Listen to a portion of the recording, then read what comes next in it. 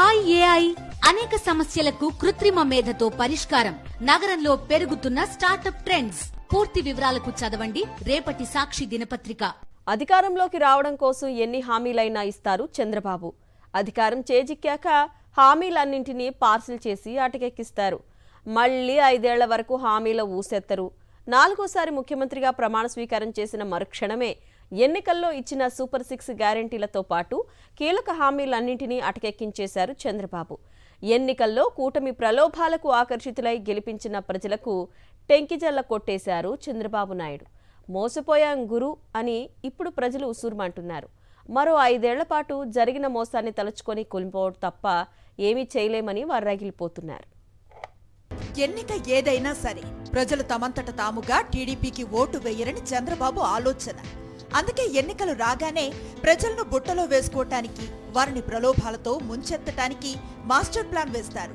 2014 ఎన్నికల ప్రచారంలో తమని గెలిపిస్తే రైతులకు, డ్వాక్రా మహిళలకు భేషరతుగా రుణాలు మాఫీ చేస్తామని హామీ ఇచ్చారు. అధికారంలోకి వచ్చాక హామీని పక్కన పెట్టారు. ఇటీవలి ఎన్నికల్లో ప్రజలను ఆకర్షించేందుకు నోటికొచ్చిన హామీలన్నీ ఇచ్చుకుపోయారు.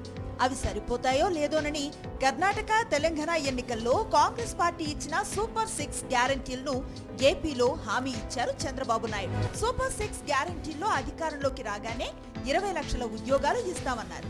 ఉద్యోగం ఇచ్చే వరకు నిరుద్యోగ యువతకు నెలకు 3,000 రూపాయల చొప్పున నిరుద్యోగ వృత్తి ఇస్తామన్నారు. 2019 నుంచి 2024 వరకు అధికారంలో ఉన్న జగన్మోహన్ రెడ్డి ప్రభుత్వం అమ్మఒడి పథకం పేరిట పేద తల్లులు తమ పిల్లలను బడికి పంపిస్తే ఒక విద్యార్థికి ఏటా 15,000 రూపాయల మొత్తాన్ని విద్యార్థి తల్లి ఖాతాలో వేసేవారు.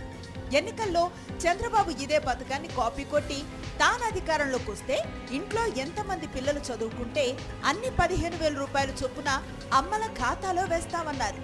తల్లికి వందనం అని టైటిల్ కూడా పెట్టారు. చంద్రబాబు సీఎంగా ప్రమాణ స్వీకారం చేసిన సమయంలోనే విద్యా సంవత్సరం మొదలైంది. ప్రతి విద్యార్థికి 15,000 రూపాయల చొప్పున ఇంట్లో ఎంతమంది పిల్లలుంటే అంతమంది పేరిట అన్ని 15,000 రూపాయల చొప్పున అమ్మ ఖాతాలో వేస్తానన్నారు. చంద్రబాబు సీఎం అయిన తర్వాత ప్రతిరోజు అమ్మలు తమ బ్యాంకు ఖాతాల్లో డబ్బులు పడ్డాయేమో అని చెక్ చేసుకుంటూనే ఉన్నారు. చూసి ఇది పడే బేరం కాదని ఉస్సూరుమంటున్నారు. తల్లికి వందనం హామీ గురించి అడిగితే విధి విధానాలు రూపొందించాలి కదా, అప్పుడే కంగారేంటి అని నారా లోకేష్ అద్భుతమైన కామెడీ చేస్తున్నారు. కర్ణాటక, తెలంగాణ రాష్ట్రాల్లో కాంగ్రెస్ ఇచ్చిన మరో కీలక హామీ మహిళలకు ఆర్టీసీ బస్సుల్లో ఉచిత ప్రయాణ వసతి. దీన్ని కూడా సూపర్ 6 లో చేర్చారు చంద్రబాబు.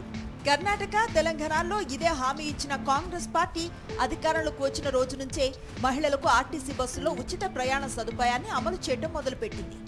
ఏపీలో చంద్రబాబు పార్టీ అధికారంలోకి రాగానే మహిళలంతా బట్టలు సర్దుకొని ఆర్టీసీ బస్సుల్లో టూర్ వేద్దామని రెడీ అయ్యారు. అయితే రోజులు గడుస్తున్నా ఉచిత బస్సు ప్రయాణ గ్యారంటీ గురించి కనీసం మాట్లాడటం కూడా లేదు. ప్రతి మహిళకు ఏడాదికి 3 వంట గ్యాస్ సిలిండర్లు ఉచితంగా ఇస్తామన్నారు చంద్రబాబు. ఆయన అధికారంలోకి వచ్చి 100 రోజులవుతున్నా ఈ గ్యారంటీకి అతిగతి లేదు. ప్రతి మహిళకు నెల 1,500 రూపాయల చొప్పున వారి ఖాతాల్లో జమ చేస్తామన్నారు చంద్రబాబు. జగన్మోహన్ రెడ్డి హయాంలో రైతు భరోసాతో వ్యవసాయాన్ని పండుగ చేసిన సంగతి తెలిసిందే. తాను అధికారంలోకి వస్తే రైతులకు ఏటా 20,000 రూపాయల చొప్పున సాయం అందిస్తామన్నారు. వ్యవసాయ ఖర్చుల కోసం దాన్ని వెచ్చించుకోవచ్చన్నారు. చంద్రబాబు ప్రమాణ స్వీకారం చేసిన సమయంలోనే రైతులంతా సాగుకు నడుం బిగుస్తున్న తరుణం. ఇచ్చిన హామీ మేరకు తమ ఖాతాల్లో 20,000 పడుతుందేమోనని రైతులు ఆశగా ఎదురు చూశారు. 3 నెలల తర్వాత కూడా దమ్మిడి సాయం అందకపోవడంతో వారు నిరాశలో మునిగిపోయారు. కూటమి ప్రభుత్వం కొలువు తీరి 100 రోజులవుతున్న నేపథ్యంలో సూపర్ 6 గ్యారెంటీలను అమలు చేయకూడదని చంద్రబాబు సూపర్ గా ఫిక్స్ అయిపోయారా అని ప్రజా సంఘాల నేతలు ప్రశ్నిస్తున్నారు. 6 గ్యారెంటీలతో ప్రజల భవిష్యత్తుకు నాది గ్యారెంటీ అన్నారు చంద్రబాబు. ఆ గ్యారెంటీని ఎక్కడ దాచారో తెలియటం లేదు.